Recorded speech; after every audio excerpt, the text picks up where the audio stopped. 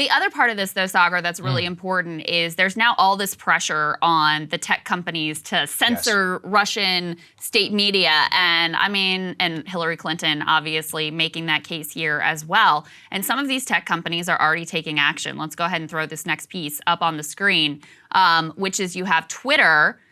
They're adding labels to tweets that share links to Russian state-affiliated media websites, and they're taking steps to significantly reduce the circulation of this content on Twitter.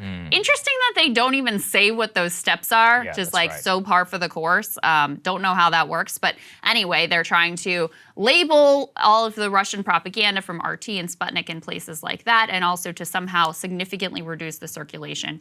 You have Meta, let's put this next piece up on the screen.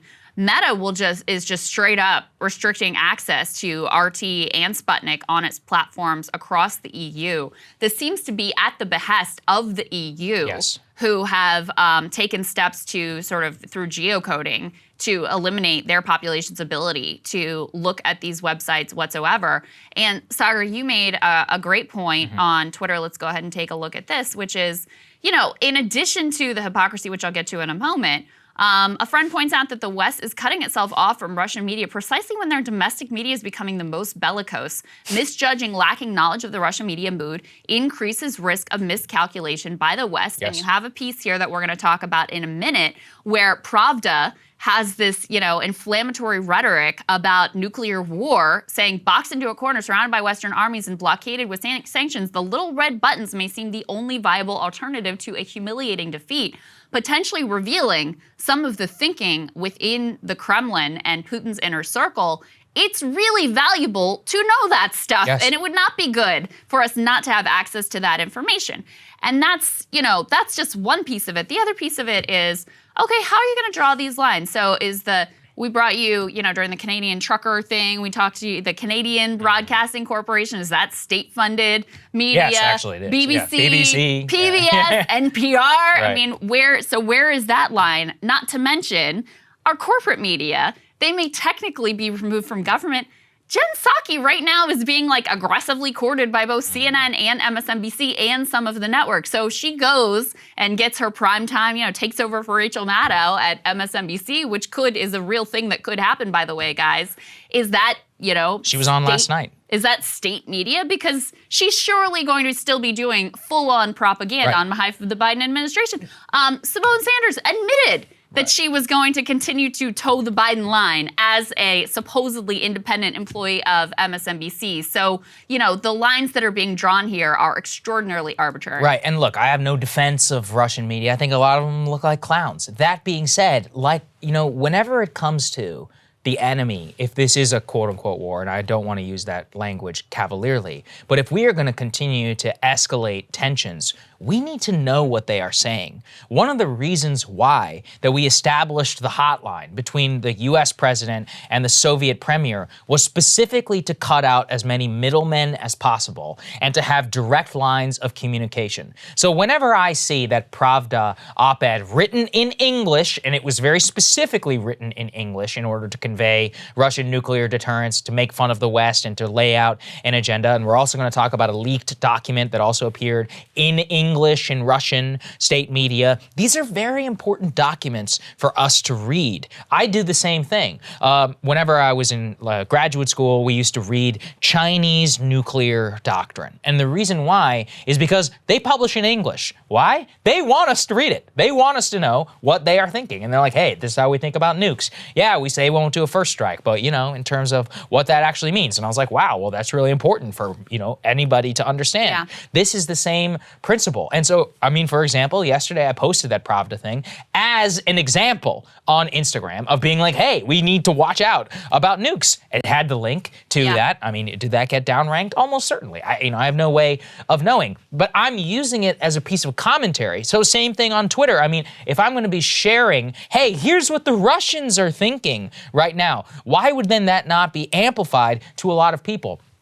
I understand the risk. The risk is that when you live in a free and open society, yes, you are going to have malign state actors be able to use that freedom and openness in order to try and manipulate your domestic population. You just simply have to have enough faith, which I personally do, in the ability in order to suss things out. So I think it's obviously a complicated problem about how exactly you treat state media and what they're allowed to do and more. But on this particular one, having a total disconnect from how the Russians are thinking. You know, what I really want to read is an kind of a man on the street interview or something with people all across Russia and be like, how are you feeling about all this? You know, what's happening? The more journalism, the more info that we were to get out there. Even the state interviews. Okay, well, what are they saying and what are they not saying? These are all very important. This is what we used to do in the Cold War, and yet we're forgetting a lot of our lessons to try and check on, even in a state media apparatus like Russia. We need to know what they're thinking. We need to know what they're saying in their own language. And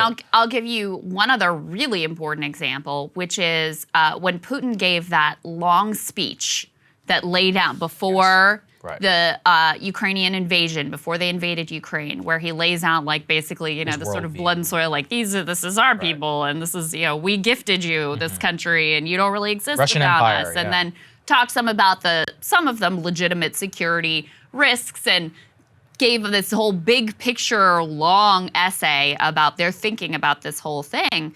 We used the RT dubbed version of that. That's right. And that's right. That's actually, that's right. I mean, that's significant because you want to give see you the their translation, their version of the translation, because some of these things can be, you know, translated in different ways, and different words have different context, different meaning.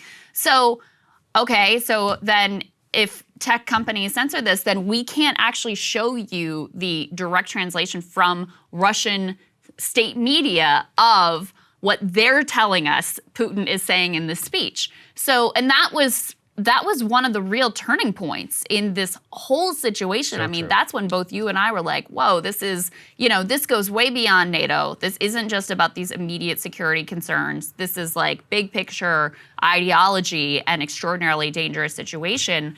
So anyway, all of that is a long way of saying that if you live in a democracy and you believe in a democracy, you have to have enough faith in your people that you think that they can like see an article from Pravda or Sputnik and not be completely, you know, instantly brainwashed by it, that you're able to evaluate information, you're able to understand the credibility of a potential source, and that, yeah, sometimes it's messy and sometimes people do fall for lies and propaganda, but you know what? They also fall for lies and propaganda from the Western media every day too. Yeah, it's really well said. I think it's such an important point. It's very unpopular to say, you know, at this time, right? To be like, hey, maybe we should pump the brakes. We got to think about the ramifications, you know.